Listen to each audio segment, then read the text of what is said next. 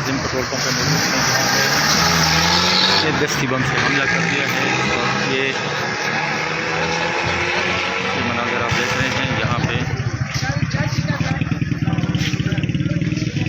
यहाँ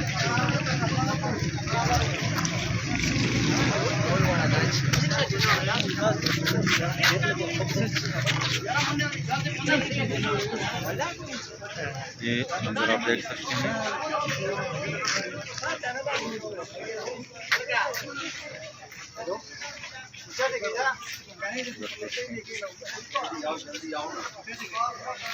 कौन है?